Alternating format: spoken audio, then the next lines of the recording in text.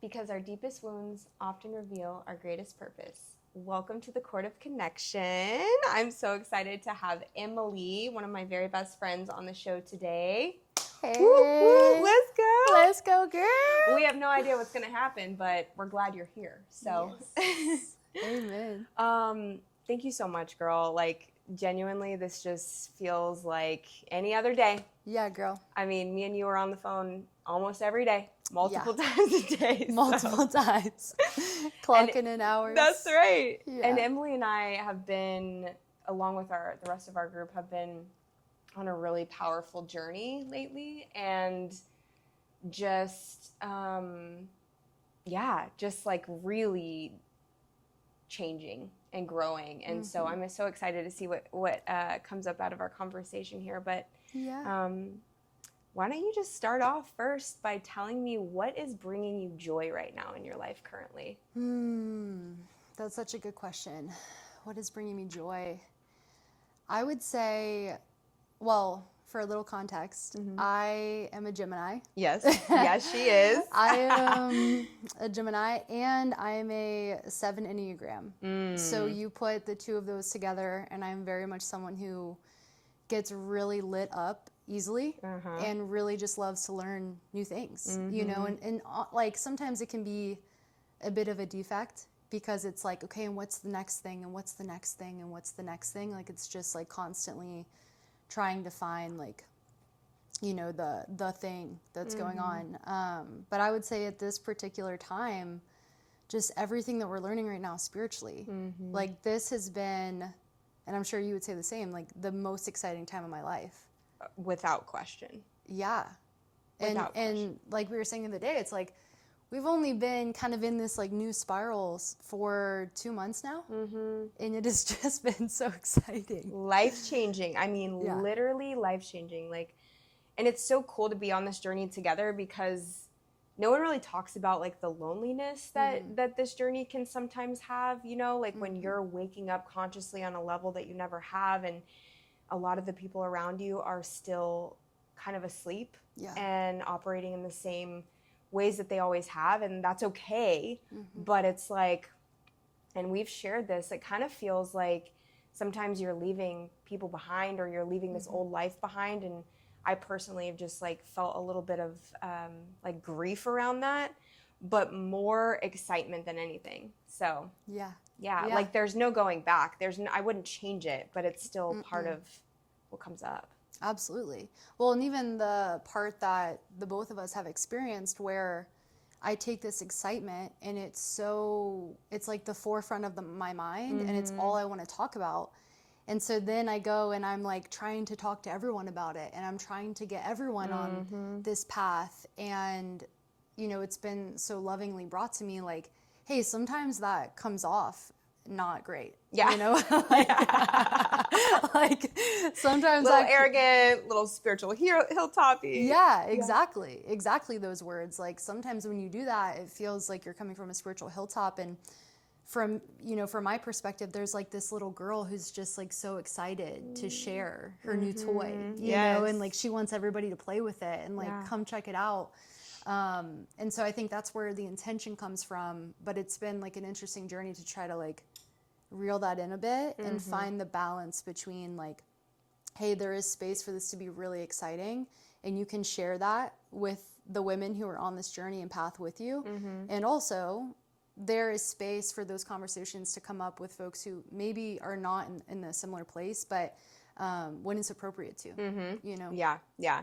I think that's just part of the journey is discernment, right? Yeah. Like just learning how to, like you said, to temper it at the right moments and expand at the right moments too. So, yes, girl. Okay. Well, do you want to share a little bit, like, I know that you said the spiritual journey that we're on, but like, what are the most enthralling parts of that? Like right now? Yeah. Well, what's interesting is that we come from a history of 12-step work, right? And so I think one of the parts of that is seeing how we're finding this new work, and it's so interesting and exciting when we first find it, and then we have like this, or I have this like aha moment where it's like, oh, this is 6 and 7. Yeah. Oh, this is, step 3, so like connecting it back to like our foundation has been really exciting. But I would say just like learning so much more about myself during this time. Like I feel deeply that really like the last year of my life has been so foundational in learning who Emily is, and I love this moment where we were at our friend's house and doing our little like women's circle, and the question was brought to me of who are you? And my immediate answer was, I don't know. And then I was like, wait a minute, I think that was an old answer. Like that answer doesn't apply anymore. That came from Emily a few years ago. Yes. And to answer it in that moment was like, oh, wait. I know who Emily is.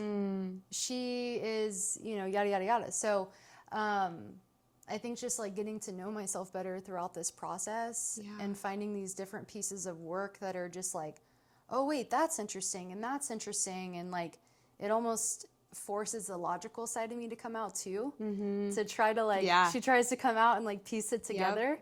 And so the balance and like the discernment of that, of like being able to pair like, okay, so there's a time and space for the logic and there's a time and space for just like all spiritual. Yes. Yeah, and a lot of people have been like, what is this podcast about? And I've said it so many different ways, but I feel like I've finally rooted in what the essence is fully. And it's like we were all born whole. We are whole, right? We came into this world whole. We've always been whole. But things happen in our life that fracture that truth, right? Whether it's your upbringing, generational trauma, society, right? All of these things, they fracture this belief or this truth that we are whole. And like the whole point of life is the journey back home to ourselves, the remembrance of that truth that we are whole.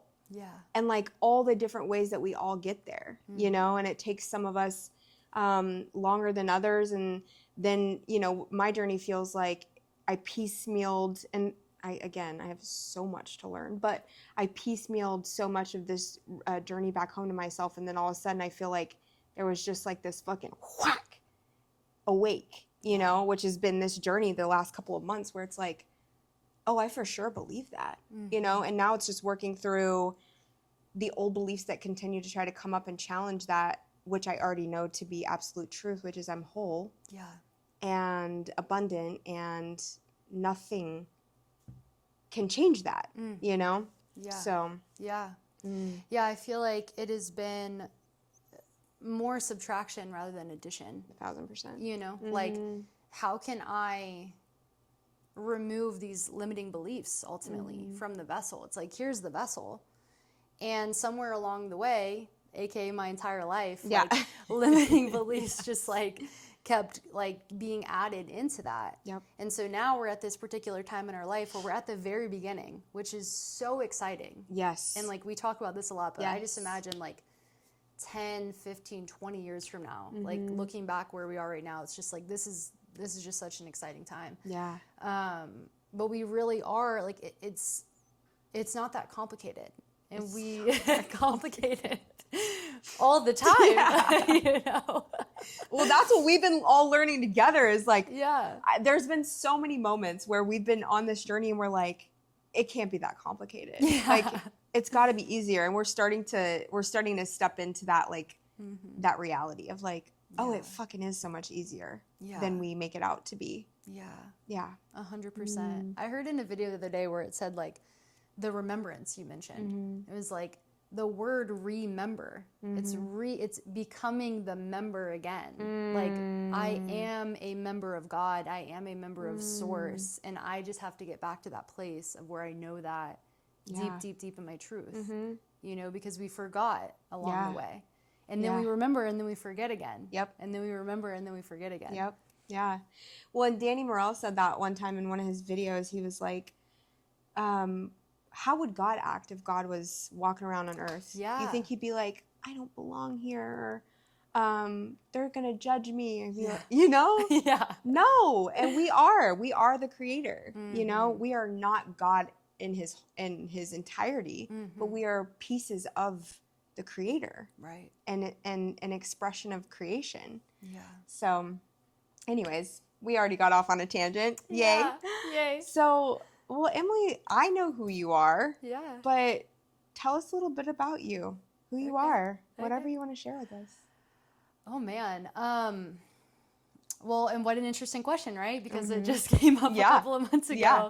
And so I feel like today I can answer that with a lot more clarity and confidence. But I would say what I know about myself is that I'm someone with a really big heart. I'm someone who deeply loves water. Yes, you do. I'm such a water baby. Little mermaid. Yeah, I am a mermaid, genuinely. And it's been so fun to like tap into that and be like, I actually am a mermaid. Yes, you are. know? Yeah. I mean, look at her. Yeah. She's a mermaid. I'd be a mermaid. I think I was in another life, or many. I'm someone who I think feels really deeply and is very empathetic. And, you know, from a young age, I remember just I love the feeling of camaraderie.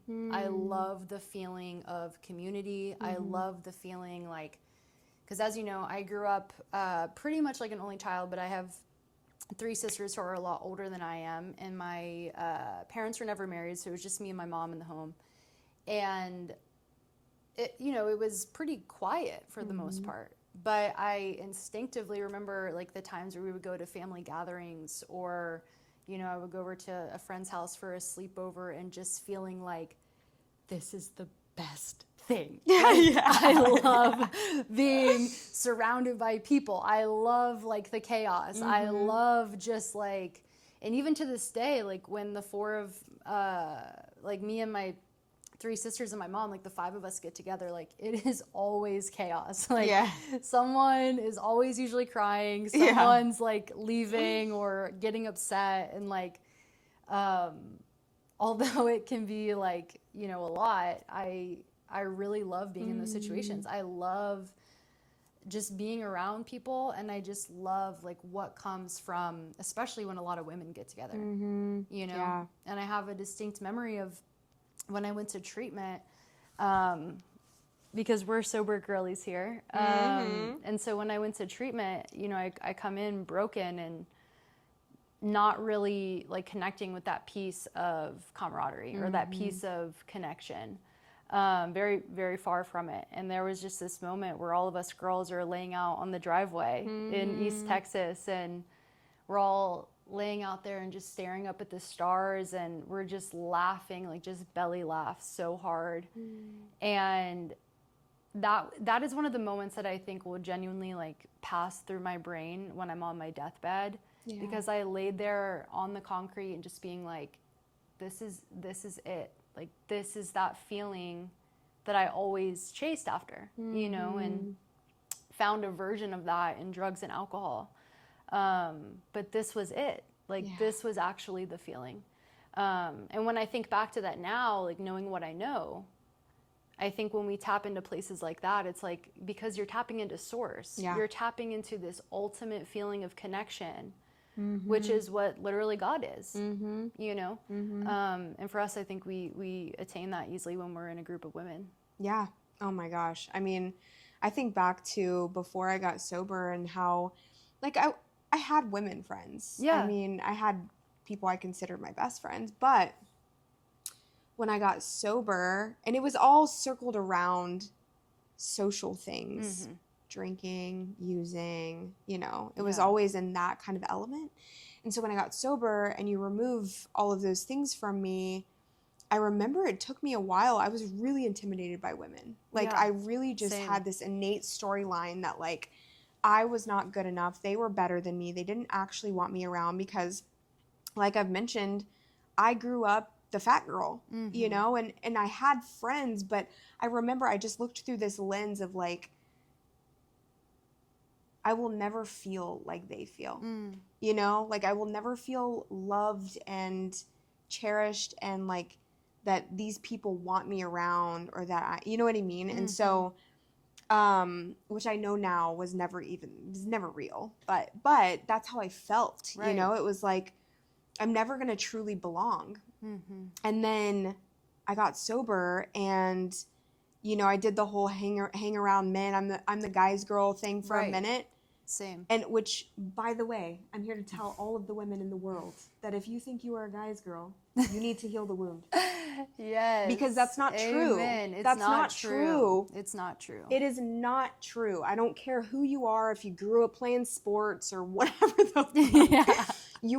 I'm not saying you're not a guy's girl, and you crave women. Right. And you're probably intimidated by women. 1,000%, and it's so much easier. I mean, I was talking to this girl that I sponsored the other day, and she's like, I kind of called her out in a loving way. I was just like, I've noticed that you're not like, you've been struggling, and you're staying close to the men. Yeah.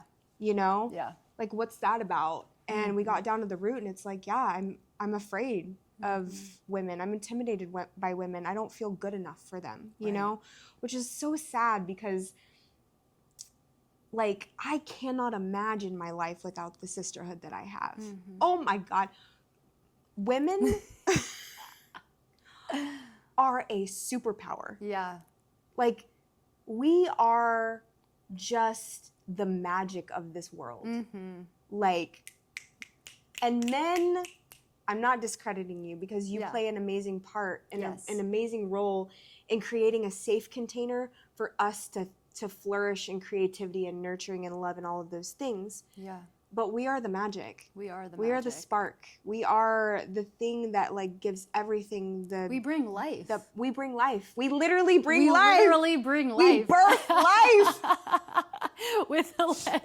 We birth life. Yes. And so it's just, man, like, so anyways, fast forward, like I gave that a shot. I walked through the fear, and I allowed myself to be loved by women. And you guys just loved me back to loving myself, you know? Yeah. And I think back to our friendship in the beginning, like I had just gone, well, I knew you before my breakup, but we got really close after my breakup. And I just look back on that, and I'm like, girl, God knew. God always knows. You know, like, these people must know each other, you know? Yeah. I did not do the scissor motion. I did the scissor motion, but girl, that crossed my mind. I was like, I ain't gonna tell her. They knew it. Yeah. She's married, she's straight. I'm also not gay. So there's that. Anyways, but that was the most perfect divine timing, you know? And there was still so much of me that was afraid to be seen, even though I had cultivated women relationships in my life. And, you know, and Jordan was kind of the first person who created that safe place. But like your friendship and love helped me take it, you know, a layer deeper. Yeah. And what I was thinking about when you were sharing earlier is, one day I'd love for us to like get into human design, but and put all of our charts together, because I do think that we end up with all of the missing puzzle pieces, and you had this defined throat, right? Yeah, girl. She'll talk. Maybe she'll circle back. Yeah. She'll say anything. She don't care. But my voice was something that was like really slow to come, you know. And then I have you, who's just like, you throw all your shit out there in a heartbeat and be like, and don't think twice about it. You're like, this is what I'm thinking and feeling today, and fuck him and fuck her, and I'm, you know, and I would watch that and be like, wow, there's so much power and beauty in that, and that like being able just to say the thing and not feel shame, you know. So I went off on a tangent, but well, I love that you brought that up too, because I think back to when we first connected and talk about being intimidated by women. It's like, girl, I remember walking in to our meeting and seeing you and just seeing this like light of a woman. She is literal sunshine. And just being like, she's too good for, you know, like I can't, you know, like it was like, here is this like aura of a woman. And ultimately, and I think this goes for every single woman who feels intimidated by women, is like, my self-esteem at that point in time was pretty fucking low, right? You know, and so it was like, you're up here, I'm down here. I can't connect with you, you know? And what a blessing that we connected during that time, girl, because even the things that I was going through in my life during that time of like, just, you know, like I mentioned, like very diminished self-esteem, not tapped into who I am as a person, which it's all divine timing, right? Like I had to go through those periods of time, you know, but it's like God hands me on a silver platter the perfect woman to be like, hey, and we're gonna like open that up, you know, and we're gonna like dig a little bit deeper, and then you're gonna meet her, and then you're gonna meet all these other women, you know, which has now turned into this divine circle that we have. So it's just amazing timing. Yes, absolutely. And like what I know now, and I think you do too, is that whatever you saw in me then, it was just a reflection of you. It wasn't realized yet. You know what I mean? Or it was forgotten. You know, but like the things, this is what I know to be absolute truth now. The things that I admire in someone else and love about someone else is literally just a reflection of me. You know? They're my most favorite parts of me. You know? And until I see that, you know, or believe that, you know, I think that you're here and I'm here. Right. And the same can be said in the opposite, right? Like literally everything is a mirror. And so... Oof, yeah. Good topic. Oof. Good topic. When I'm pissed off, it has nothing ever to do with you ever. Nothing to do with you ever. Say that one more time. When I am pissed off, it has nothing to do with that person ever. Ever. Or hurt or scared or any of the things. It's never about them. It's never about them. It has everything to do with me. If I may, like I might even take, because where my mind just went was, you're going to have some people that are going to think of some examples where that doesn't apply to. And so I'm here to say, like, even as someone who has been a sexual assault survivor, like that person is forgiven. And although, yes, that person was sick, I was in a place where I was so diminished spiritually and on a soul level to where what ended up taking place, I think, was just a reflection of where I was. 100%. And that's like, I even feel like, ooh, don't say that out loud, but it's like genuine freedom comes from true forgiveness. And especially when you're in a relationship. And with my husband, it's like, yeah, he pisses me off, you know, pretty frequently. And it's like, the freedom is literally like, oh, and I'm not mad at you once again.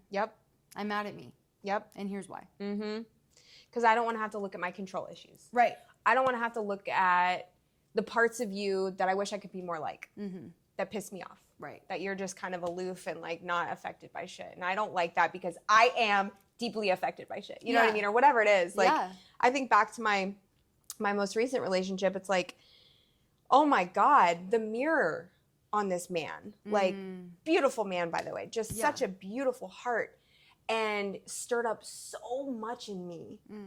And the biggest thing was, you lack boundaries. You have horrible boundaries. And then you expect someone else to just know what you want, know what you need, you know? And I think a lot of us do. It's like, can't you read my body language or my energy at any given moment? No, that's not my job. And I want you to change so that I don't have to. Yes. I want you to change so that I don't have to do the thing that I'm afraid of doing, or that I'm afraid is going to make me uncomfortable, or that I'm afraid that I don't feel as though I'm capable to do. Please don't make me uncomfortable. So I'm going to need you to do the work. Do the work. So I don't have. Girl. So good. Oh my God. This is, I think we just have, like, as women in recovery, people in recovery, it's so funny, right? Because it's like, there's such a I don't feel like there really is much anymore of this negative, like, view of people in recovery, addicts and alcoholics. But at one point there was, and maybe some people still feel that way. But what once was like, how could this be a superpower? And in so many ways it is. And we have the upper hand because we're forced to look at ourselves. to survive. Literally, in order to survive, I have no other option but to do this spiritual work. Yeah. And I remember in the beginning of recovery, as most of us feel, like pissed off. Why am I fucking alcoholic? Why was I chosen this life? Why can I not do these things that other people are doing? And like in such a beautiful way that is shifted into this, like the truest statement that I could say is like, if I were up with God in the magic pot of like human creation and he was like, do you want the dash of addiction or alcoholism? I'd be like, fucking Run put it in. Run it, baby. Run that shit.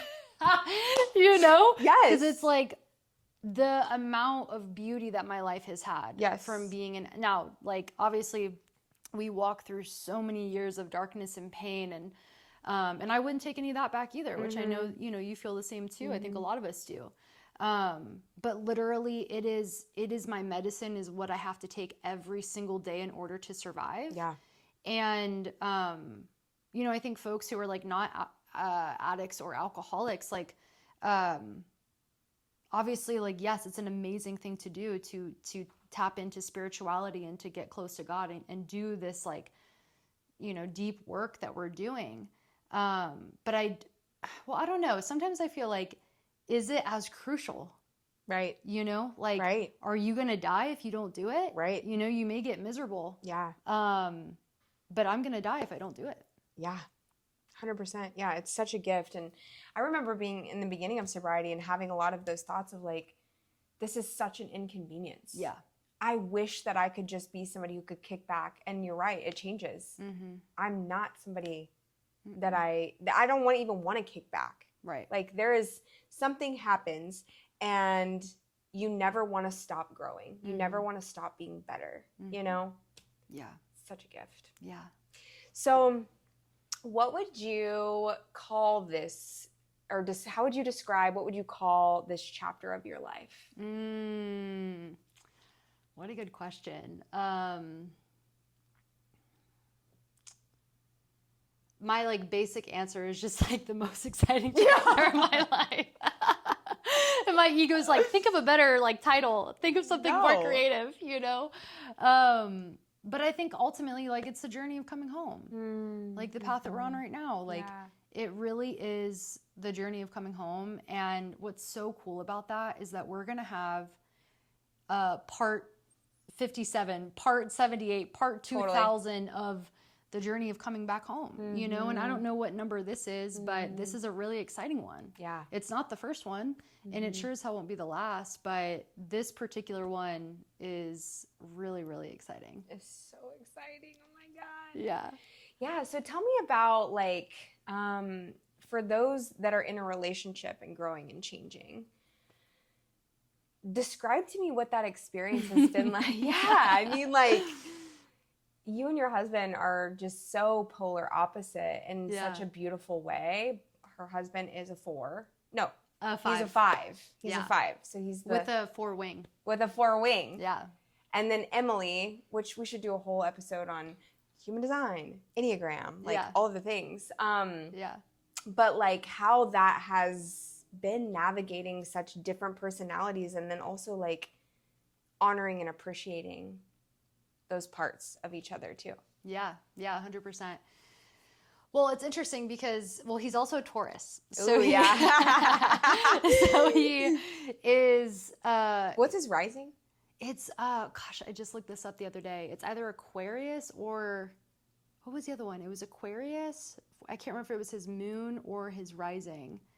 And then I cannot remember the other one. That's okay. But he has 2 earth signs. And then the other, I think, is air.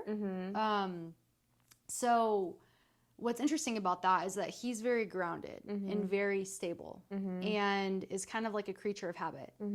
And a Gemini is like, blah, you know, like, and a 7, right? Like, let's, you know, go and do this and do that and be spontaneous. And what about this? And what about that? And what's the next thing? And especially with 5s and 7s, it's...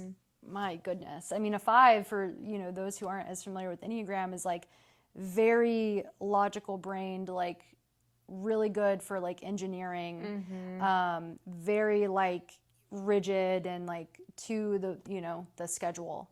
And a 7 just couldn't be any more opposite of that, you know?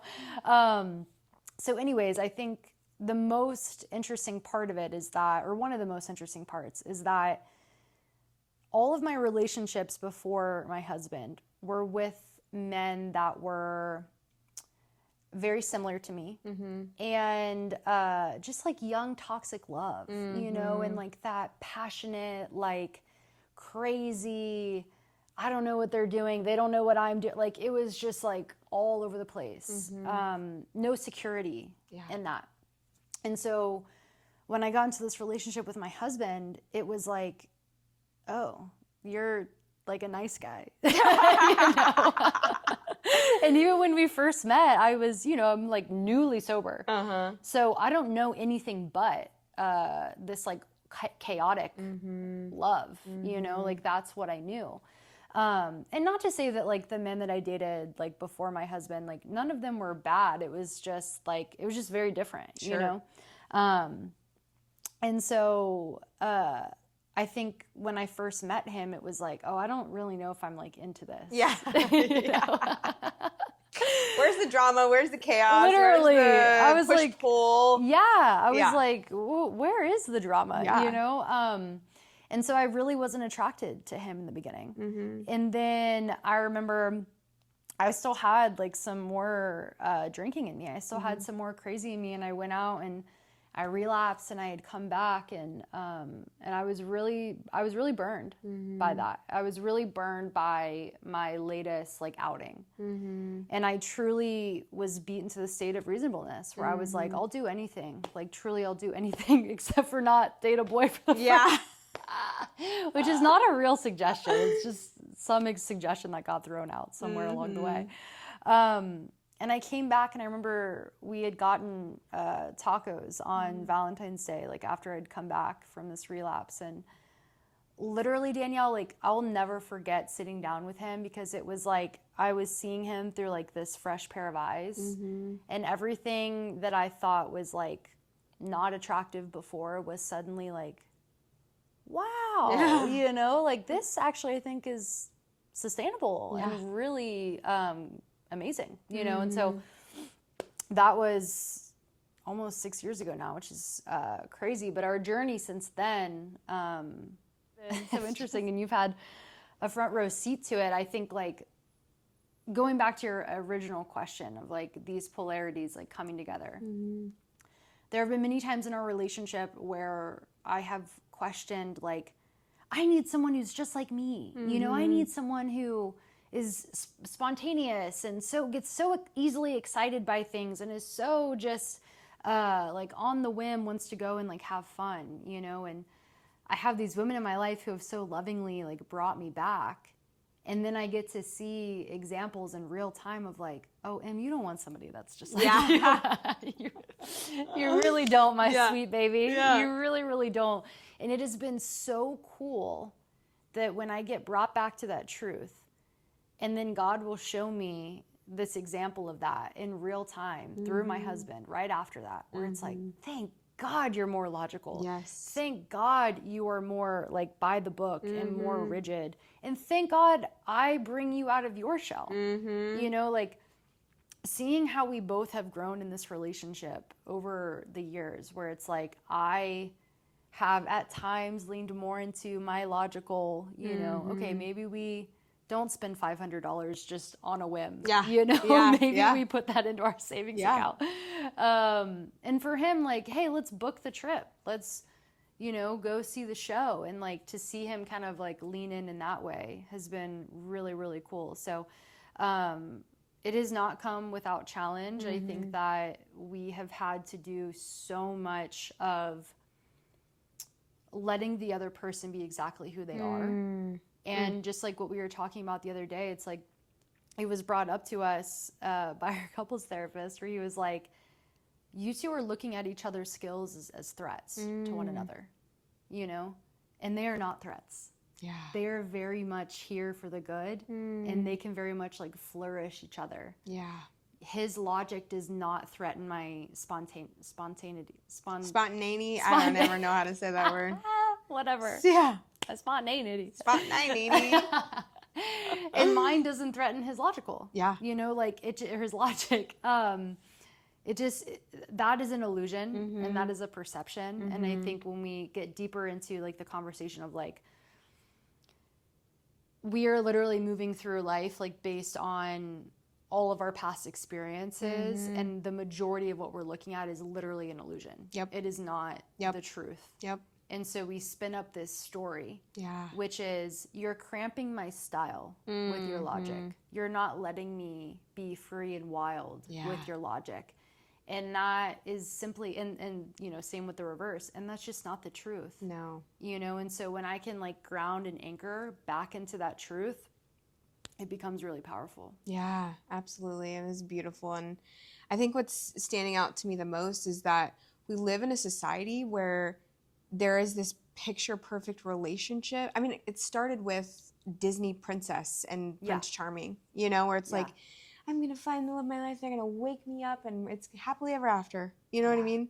And then you have social media and you have all these platforms that people are literally posting their best moments, you know? Yeah. Like most people are posting their best moments. And so you have everybody else looking like at their relationship, right? With challenges and things, you know, cropping up. And they're like, the grass is greener. The grass is greener, you know? And I think the coolest, because, you know, part of our spiritual journey has been Kabbalah and like learning Kabbalah. And it's a lot of guiding principles and truths that I already felt like they already felt real to me, kind of all put into one place. And the teaching says that we come down here, before we ever get here, we choose every single person in our life, every relationship we're going to have, down to our parents, down to, for me, my biological mom that gave me away for adoption, like to every relationship in our life. And we were like up there and we're like, okay, so I'm going to need you to come down. And this is the scenario. Like, you're going to make it really difficult for me. And you're going to really mirror some shit in me that is hard as fuck that I don't want to have to look at. But I need you to do that for my soul's development. Like we're in what is it called? Cahoots. Cahoots up there. We're in cahoots up there. I've chosen all of this, you know? Yeah. And for your highest good. For your highest and greatest good, you know? And so, like, honestly, I don't want the perfect relationship. I want somebody who's going to mirror back to me the stuff in me that's not healed yet. Yeah. Oh my God, girl, there's so much good shit in here. Yeah. One being, there is such a difference from when you are single to when you get into a relationship where it is just, it's brought up with full force. Totally. It is literally brought up with there's nowhere to turn. Totally. Like, it is so in your face, and it's you. It's you who you're looking at, and all the things that you don't want to look at, and all the things that you don't want to see. And I think back to the message that I heard a couple weeks ago, like this download came in and it was like, he's your greatest teacher. And it was in a moment where I was so angry with him. Yes. And it was like, he is literally your greatest teacher in your life at this particular point. Yep. Hands down. You know, and I'm just like, oh my God. And the other thing I wanted to say too is like, going off of like, we see this passionate, like dreamy, perfectionist love, you know, in movie and TV and all these things. It's like, not only is it so far from the truth, but also like, we choose love. Yeah. This is a choice, and this is something that you don't get into a relationship and you don't have to do any work. Yeah. Like, this is something where we are actively having to put in the work in order for us both to grow. And if I were to leave the relationship because it just isn't working, and not saying that, like, obviously there comes a time and a place where things just no longer fit. Yeah. But what I know today is, like, if I were to leave without looking at, like, the shadow parts that I don't really want to look at, I'm going to find myself in the next one. 100%. Like, it's not the person. Right? Like, if I'm going to get into a relationship, it ultimately is, okay, and are you willing to do some work? Yeah. You know, because it's going to come. Yeah. And that's the thing, right? Like, so many of us hop from relationship to relationship thinking that the relationship's the problem. And like you said, sometimes it's just, there is a pull apart, right? That's necessary. But only to find ourselves again, only to find ourselves in the same pattern. And so, you know, why not work it out in what you got? You know what I mean? And that's, you know, I've had the experience of hopping from relationship to relationship, and then I've also had the experience of doing everything in my power to make something fit that I was being called to walk away from. Exactly. And not really having like a lot of good reason for it. Just being like, and it doesn't fit. It doesn't fit, and I fucking hate that, you know? But then and so anyways, but the thing that that happens is that people jump from the relationship to the next one, only to find themselves again, and then they're questioning or yearning or, you know, wondering if they made a mistake. Right. You know? Yeah. Well, and I think your latest experience is such a beautiful example of like, and we don't leave the second that we're like, and you know what, I'm feeling uncomfortable, so I'm going to go. Right. What it looks like is you feel the feeling of uncomfortability, and there might be some confusion of, is this just not a fit, or I'm not wanting to look at some things? Sure. Right. And so, and I look at your experience, and I look at some of our other really close friends too, where it's like, yeah. And so in that moment, I am going to do everything that I possibly can in the spiritual realm to fix that area of uncomfortability. I'm going to face it head on. Yeah. And then when all of that is done, if it still isn't a fit, then it isn't a fit. Yeah. Right? Yeah. But your experience with that was such a beautiful example because you didn't run in the face of, you know, it's like, all right, I'm going to sit down and I'm going to do a thing that I really don't want to do. And I'm going to look at it and I'm going to really try to anchor in. And then, you know, it just isn't. Yeah. Yeah. Yeah. It's so cool. You had mentioned this the other day, because I definitely will have him on one day on the podcast one day. But I had never consciously uncoupled with somebody before in my life, you know, and like, we're still in the same circles, and we're still, you know, like, there's still so much love there and gratitude and all of those things. And it's like, literally got to walk away from that relationship and with no hate in my heart. Yeah. Feeling like I did my very best, you know, like, was it perfect? No. Did I do my very best? Yeah, I did. You know? Yeah. So anyways, I don't know why we got on the relationship topic, but I mean, it's a good topic. It is. People are in relationships running from themselves, you know? Absolutely. Absolutely. They are not the enemy. They are not. And that's something that I try to like bring us back home to too when we're arguing. It's like, we're not arguing at each other. Yeah. Like, we're on the same team. Yeah. You know, me and you play ball for the same team. Yeah. Yes. You know? Yes. The enemy is something else, or it's probably deeper, you know, within both of us. 100%. But yeah, we're on the same team. Yes. And thank God we have friends in our life that are willing to say the truth. Yeah. You know, like, who are willing to be like, I'm seeing this differently. You know, like, have you considered this angle? And sometimes we're like, yeah, I'm not digesting that very well. The other day, she's like, right in one ear and right out the other. And it's like, I'm like sitting there, I'm like, I don't want to fucking listen to that. And I love it though, because we can just say the thing. Yeah. It's beautiful, you know? And then an hour later, it's like, oh, well, son of a bitch. Yeah. Maybe there was some truth to some of that, you know? Or maybe I can accept that was, you know, the reality or whatever. But yeah. So we are going to the Awaken seminar with Danny Morrell. I'm so excited. Same. In November. And for those of you that don't know, we don't either. We really don't. We don't know what to expect either. I know there's going to be a lot of breath work, and there's going to be a lot of mirroring the feminine and masculine energies, and just, you know, a lot of things. But I'm just kind of in this era of like, cool, retreat, seminar. Yeah. What's going on? We're going to do Alexi and Preston Smiles. Yeah. That's going to be incredible too. Yeah, I feel like we're literally at this point right now where it's like, I have spent the majority of my life in recovery, and I say recovery because, girl, you know, I didn't have any money in fucking addiction. in recovery, literally being like, oh, I have money. What do I do with it now? Yes. You know what I mean? And it's gone to material things, and it's gone to clothes, and it's gone to like in this mission of like ultimately to change the way that I feel, right? Yeah.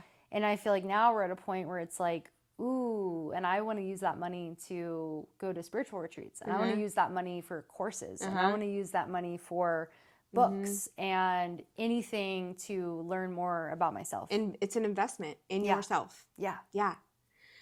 So what would you tell the listeners who are on their own journey to coming home to themselves? What's one thing that you want to say to them as they're walking their own journey home? Wow. Well, I would say like what my higher self has been saying to me, which is like, girl, just let the fuck go. Just let go. You know, like I'm also a Virgo rising.